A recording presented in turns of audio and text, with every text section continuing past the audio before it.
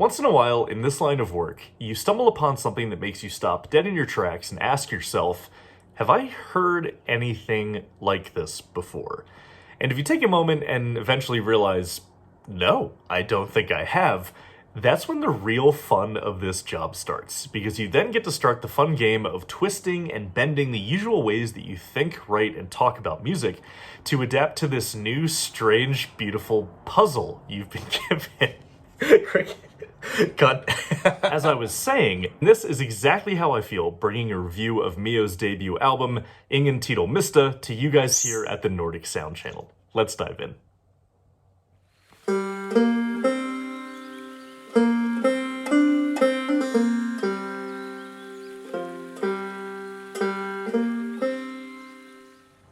If I have my history right, Mio started right before the dark times, which in my opinion is both the best and worst time to start a music project. The best because all that idle time alone together creates a pretty potent incubation chamber for new ideas, but the worst because you don't actually get to test any of that shit out in public for up to 2 years in some cases.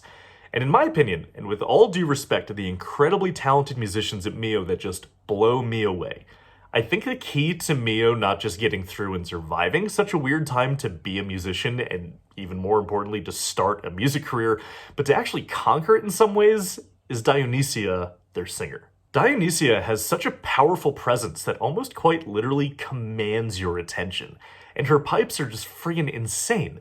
I honestly can't remember the last time I heard an up-and-coming vocalist with this much power behind their voice. But it's not just her music skills, mind you. It's the fact that something about watching her sing is exciting.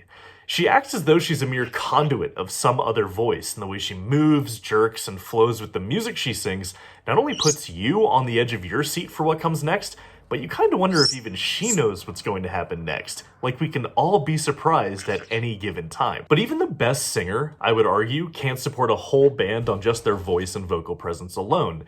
It's the other incredibly talented musicians in Mio who build this solid genre-fusing foundation that allows this magic to happen in the first place. The band showcases this beautifully throughout the entirety of their debut album Ingen miste, which I think the best way to translate that to English would be No Time to Waste, where I thoroughly believe there is not a dull moment, but most concisely in the opening track of the album, the one I'm going to talk about today, Morgenstjerne. Now before I play you this clip, I'm actually going to flip on my college music appreciation teacher brain and have you guys keep a question in mind while we listen. After the hardanger fiddle drops out for the verse, how do the other instruments and parts use what the hardanger fiddle was playing to maintain a Norwegian folk sound? Listen close.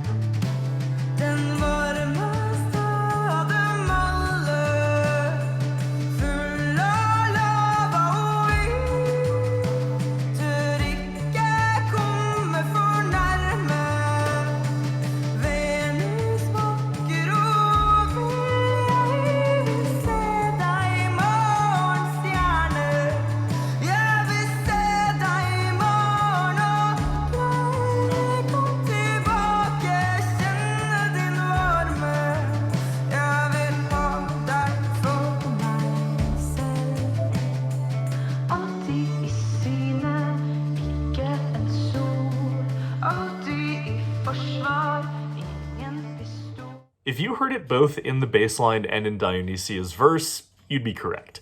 The way this track starts with the hardingfele playing in a characteristically Lydian-ish mode, but then the bass picks up the essence of the melody just without the drones and the trills and embellishments as the foundational bass line for the verse while Dionysia flirts with the Lydian gestures for her vocal line. This is just an excellent example of how Mio uses Norwegian folk music not just as some exotic spice to flavor their music with, but as part of the DNA of the band's influences in songwriting. It's very genuine to me.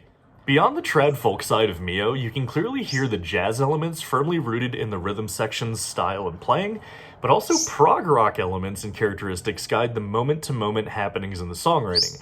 It's part of that whole you don't know what's going to happen next thing.